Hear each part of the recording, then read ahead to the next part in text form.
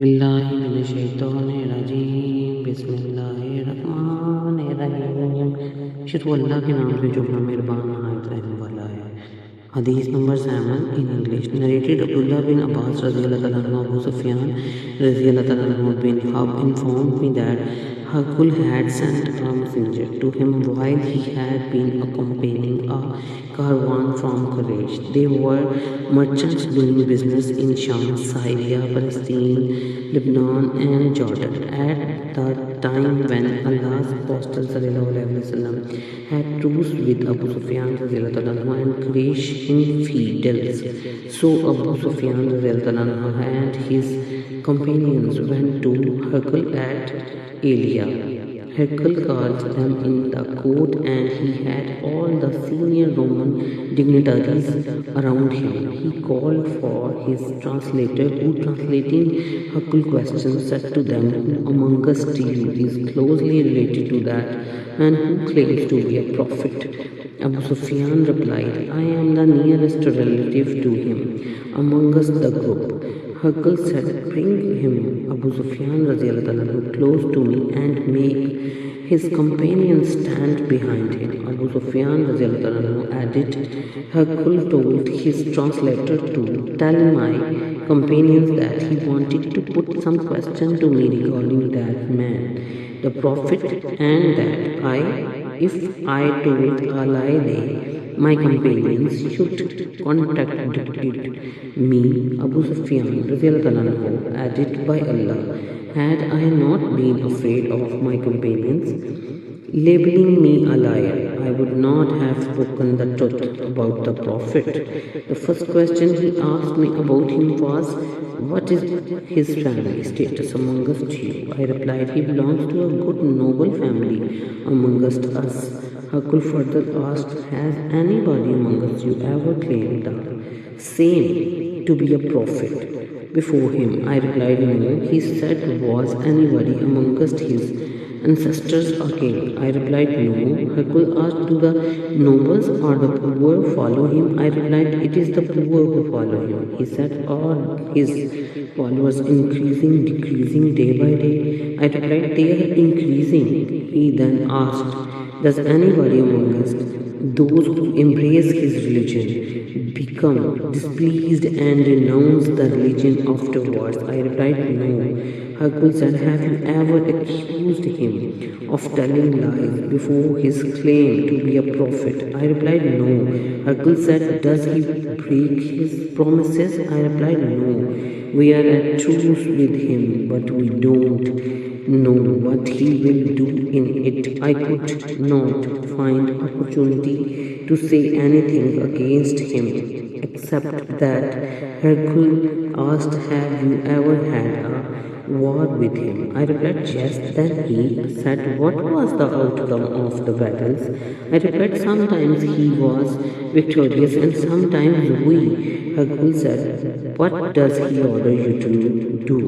I said, 'He tells us to worship Allah and Allah alone, and not to worship anything along with him, and to renounce all that our ancestors had said. He orders us to pray, to speak the truth, to be chaste, and to keep good relations with our kith and kin.' Hercule asked the translator to convey to me the following. I asked you about his family, and your reply was that he belonged to a very noble family. In fact, all the apostles come from noble families amongst their respective people. I questioned you whether anybody else amongst you claimed such a thing. Your reply was in the negative. If the answer had been in the affirmative, I would have thought that this man was following the previous man's statement. Then I asked you whether anyone of his ancestors was a king.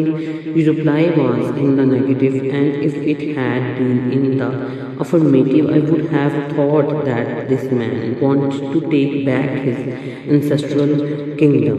I further asked whether he was ever accused of telling lies before he said what he said, and your reply was in the negative.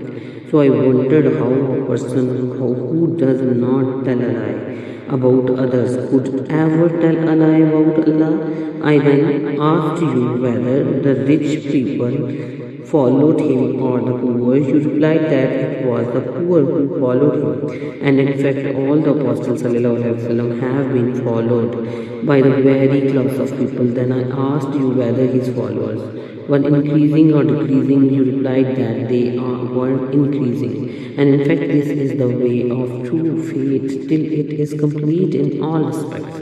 I further asked you whether there was anybody who, after embracing his religion, became displeased and discarded his religion. Your reply was in the negative, and in fact this is the sign of true faith. When its delight enters the hearts and mixes with them completely. I asked you whether he had ever betrayed. You replied in the negative, and likewise the apostles never betrayed. And I asked you what he ordered you to do. You replied that he ordered you to worship Allah and Allah alone, and not to worship anything along with him, and forbade you to worship idols, and ordered you to pray, to speak the truth, and to be chaste. If what you have said is true, he will very soon occupy this place underneath my feet, and I knew it from the scriptures that he was going to appear, but I did not know that he would be from you. And if I could reach him, definitely I would go immediately to meet him, and if I were with him, I would certainly wash his feet. Hercule then asked for the letter addressed by Allah Apostle ﷺ, which was delivered by the Haya to governor of Busra, who forwarded it Hercule to read. The contents of the letter were as follows: In the name of Allah, the Beneficent, the Merciful. The letter is from Muhammad to slave of Allah and his Apostle ﷺ, Hercule, the ruler of Byzantine, peace be upon him, who follows the right path. Furthermore, I invite you to Islam, and if you become a Muslim, you will be safe, and Allah will double your reward. And if you reject this invitation of Islam, you will be committing a sin by misguiding your Arsian peasants. And I recite to you Allah's statement: O people of the scripture, come to our word, come to you and us that we worship none but Allah, and that we associate nothing in worship with him, and that none of us shall take others as lords beside Allah. Then if then turn away, say, be a witness that we are Muslims, those who have surrendered to Allah. Abu Sufyan then added, when Hercule had finished his speech and had read the letter, there was a great hue and cry in the royal court. So we were turned out of the court. I told my companions that the question of Ibn Abi Kabsha, the Prophet ﷺ, Muhammad, has become so prominent that even the king of Bani al-Aswad, Byzantine, is afraid of him. Then I started to become sure that he, the Prophet, would be the conqueror in the near future. Till I embraced Islam, Allah guided me to it. The sub-narrator adds, Ibn Natur was the governor of Elia, and Hercule was the head of the Christians of Sham. Ibn Natur narrates that once while Hercule was visiting Elia, he got up the morning with a sad mood. Some of his priests asked him why he was in that mood. Hercule was a foreteller and an astrologer. He replied, at night when I looked at the stars, I saw that the leader of those who practices circumcision had appeared, become the conqueror. Who are they who practice circumcision? The people replied, except the Jews, nobody practices circumcision, so you should not be afraid of them. Jews just issue orders. to kill every Jew present in the country. While they were discussing it, a messenger sent by the king of Ghassan to convey the news of Allah's apostle Sallallahu Alaihi Wasallam to Hercule was brought in. Having heard the news, Hercule ordered the people to go and see whether the messenger of Ghassan was circumcised. The people, after seeing him, told Hercule that he was circumcised. Hercule then asked him about the Arabs. The messenger replied, Arabs also practice circumcision. After hearing that, Hercule remarked that sovereignty of the Arabs had appeared. Hercule then wrote a letter to his friend in Rome, who was as good as Hercule in knowledge. Hercule then left for Homs, a town in Syria, and stayed there till he received the reply of his letter from his friend, who agreed with him in his opinion about the emergency of the Prophet ﷺ and the fact that he was a prophet.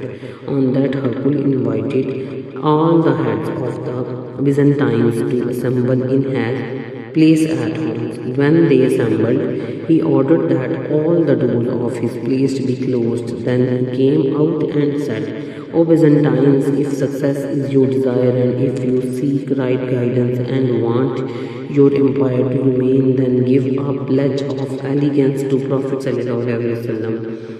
Embrace Islam. On hearing the words of Hercule, the people ran towards the gates of the palace like onagers, but found the doors closed.